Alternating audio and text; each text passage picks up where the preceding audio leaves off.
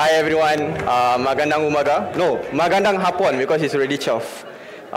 Maraming selamat for joining this session. These are the two Tagalog words that I just learned today. I wish to learn more, so please do talk to me. Okay, maybe what you can do for me, at least for this 1 minute, right? Can you all stand up with me? Just 1 minute. Just 1 minute. Don't worry, don't stress. I'm stressed here. Alright, so I have a question. Okay, if let's say your answer is no, you can sit down. Alright? Yeah, so first question. Have you heard about NIST? Who never heard of it, sit down. Have you heard about NIST framework? No, okay. So those that sit down, okay, you guys not sure about NIST, right? Okay, the second question is, have you heard about NIST Cybersecurity Framework, CSF? That's good. Third question, have you heard about NIST 800-207?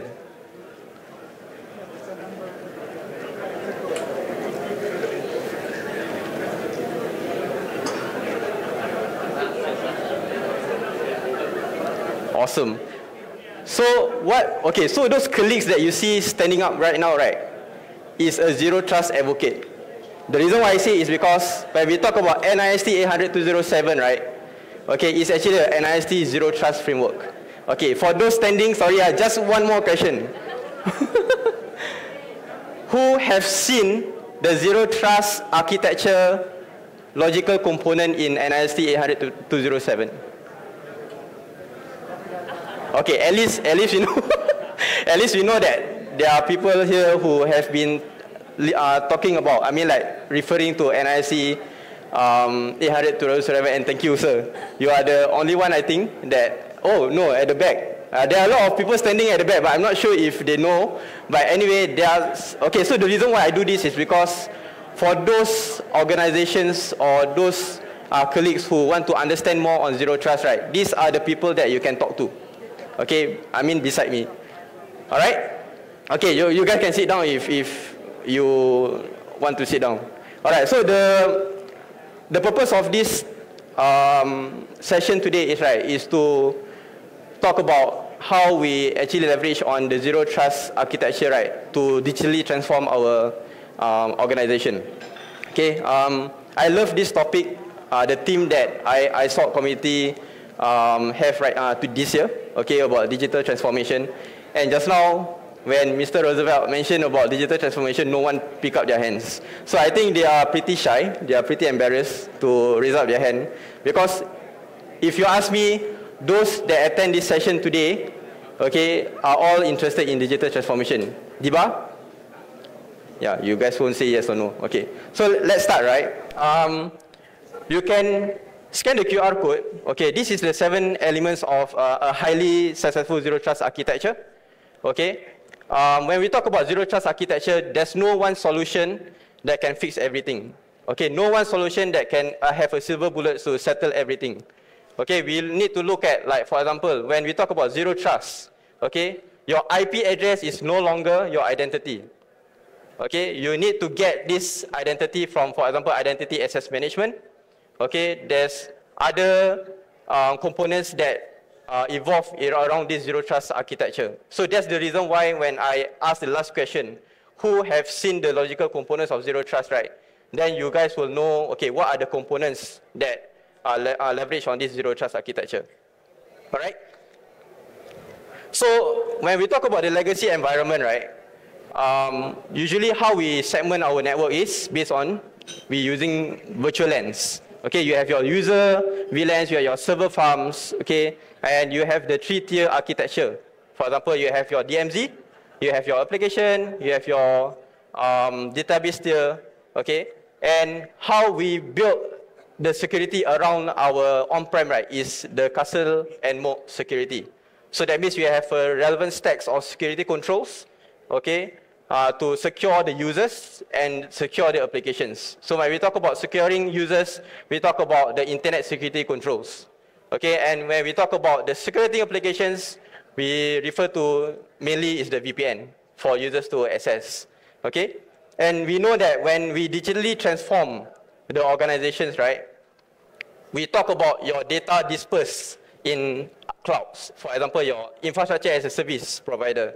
You have your SaaS application like Office 365, Google Workspace, Salesforce. So all this no longer resides in your on-prem data center or your on-prem headquarters. Okay? What does this mean? That means your data is all over the world. Alright, so that's why we talk about the application transformation. And in order for us to transform the application, okay, there are two things that we also need to take note of. Network transformation. Okay, you no longer have to backhaul, okay, your traffic back to your on-prem data center to go out to access the internet. So there are two organizations here. One is backhauling. So if we're talking about backhauling, usually those remote users at home or maybe in Starbucks, okay, we leverage on VPN, okay, to backhaul the traffic and out to the internet. And this causes latency. I believe you guys agree. There's another organization, okay, that use split tunneling. So that means the internet traffic will go out from their home, okay, but the internet applications will still leverage on the VPN applications. So there are pros and cons when we talk about backhauling and also local breakout from the home. When we talk about backhauling, remember just now we talked about the latency, okay? But when we talk about the latter, where we leverage on the local breakout from the home, right? How are we going to secure those users at home or in cafe using your managed devices to access the internet? So you imagine if someone downloads malicious file. So just now we mentioned about privilege escalation, like malware, prevention, all this. Yeah, so when the users accidentally download certain files in their endpoint, right? Of course, you have your endpoint detection and response, or maybe your traditional EPP, your endpoint protection. But that won't be enough to secure your managed laptops, your environment. So in our security community, we know that we always talk about security in depth. So this is where we leverage on the zero trust architecture. Then, of course, when we transform the network, we talk about the security transformation. So how are we going to move from the custom and mode security, okay, to the zero trust architecture? All right. So in the future, what we want to do is we need to have a central trusted broker where the users, okay, the processors, the servers, the IoT devices need to leverage on to secure the traffic to the resources. So again, when we talk about NIST, we always talk about the subject and the objects. So when we talk about the subject, it can be your end users, it can be your processors in the endpoint, you can talk about the servers, your network devices. So all these are basically your subjects. And your objects refers to all your corporate resources. It doesn't matter it's in Office 365, whether it's in Salesforce, so whether it's in your IaaS, whether it's in your on-prem DC. All right? So when we talk about modernizing, digitally transforming your organization, right, this is the gaps that we see in the traditional architecture. Okay, there are two things. One is the business risk. Second is the poor productivity. So when we talk about business risk, usually when we want to understand the risk posture of our organization, most of us will leverage on the NIST framework. So remember just now we talk about the cybersecurity framework, right? Okay, we need to understand, okay, what's your vulnerabilities, what's your assets, where are your crown jewels? Okay, then we need to put a protection component in as part of the NIST security framework.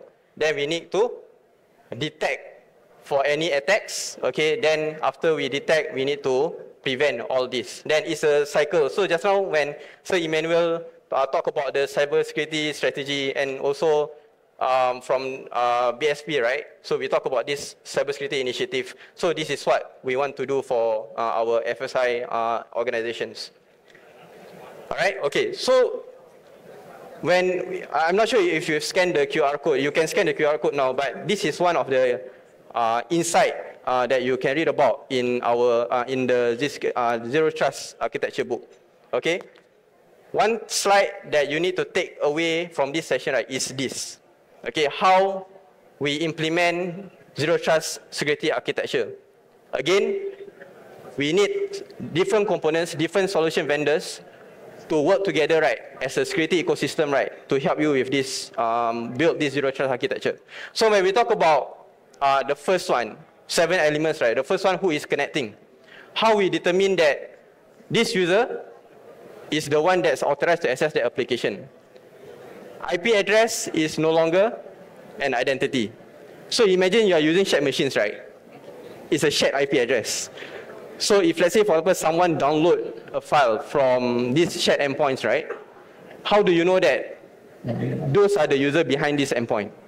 So this user identity, especially when we talk about zero trust architecture, right? Identity is very important. Okay, once we know who is connecting, we talk about the access context.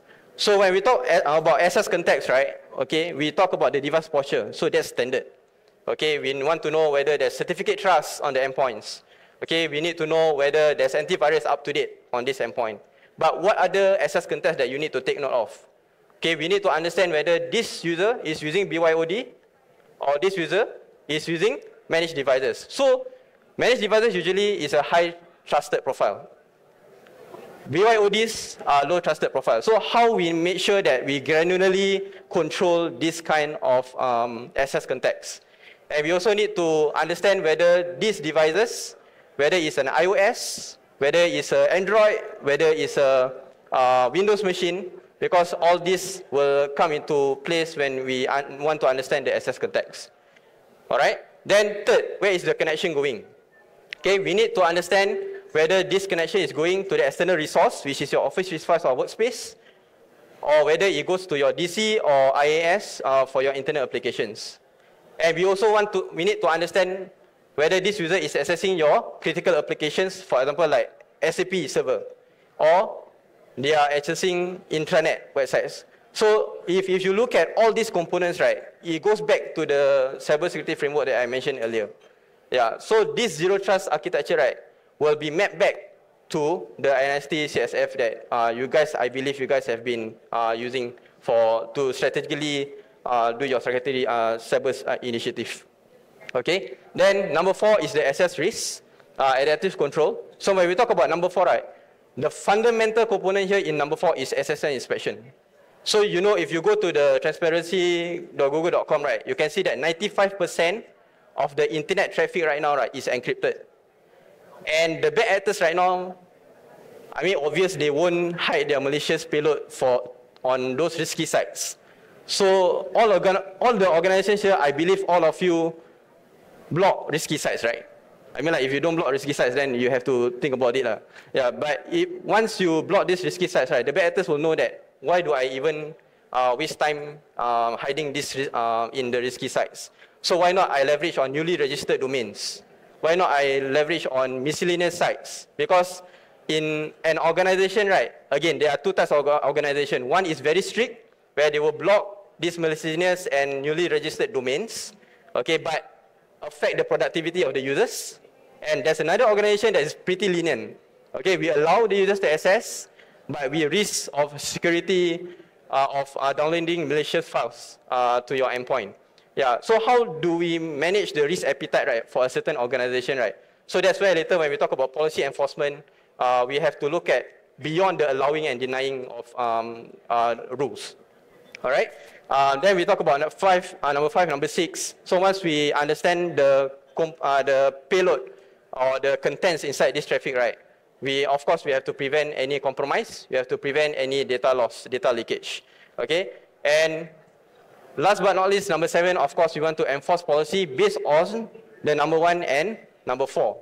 So that's why the access context, okay, the contents of that traffic is very important for us to granularly control.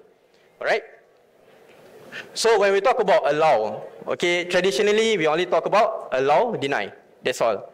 Then when we talk about the miscellaneous sites, how can we meet the security perspective of an organization and also the productivity of the users?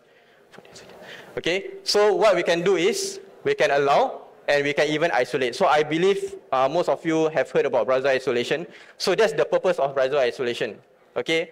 We want to help organizations to weigh the difference, between like being lenient and being strict. So browser isolation will allow the users to access the particular website, but from the isolation container. Okay, this way we can help to satisfy the security requirements and also satisfy the productivity of the user. All right. And last but not least, when we talk about internet applications, right, one of the attack vectors, attack surface, okay, is the gateways that facing to the internet. Okay, let's say for example, there's that particular device, okay, that's exposed to the internet, right? You have a vulnerability or misconfiguration on the gateway, right? So me as a bad actor and adversaries, right, will like to probe this device, okay? And if let's say for example I have a public exploit or proof of concept exploit, so I can leverage on this exploit to gain a foothold in your devices, okay, that's exposed to the internet. Once there, they can laterally move between, okay, your network. So that's where the lateral movement always comes in. Okay, so what we want to do is we want to allow inside-out connections instead of outside-in connection. If you want to understand more about this inside-out connection, just let me know, we can talk about it. Okay, then last but not least about conditional block. Okay, what I want to highlight is the deception capability of a zero trust platform. Okay, we always say about allow, deny, but from the SOC team perspective, okay, you guys want to understand the user behavior. Okay, maybe the bad actors touchwood breach a certain endpoint, right? So we want to know, okay, instead of denying him, let's see what he wants to do. So what this zero trust architecture platform can do, right, is to route these bad actors or adversaries to a deception cloud. Okay, so and this deception cloud will allow the SOC team to understand what's the behavior of these bad actors and adversaries. Yeah.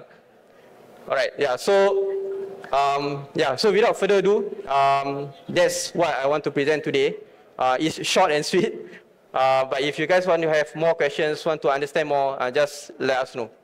Yeah. Just go to me. Okay. Yeah. So that's all for me. Thank you so much.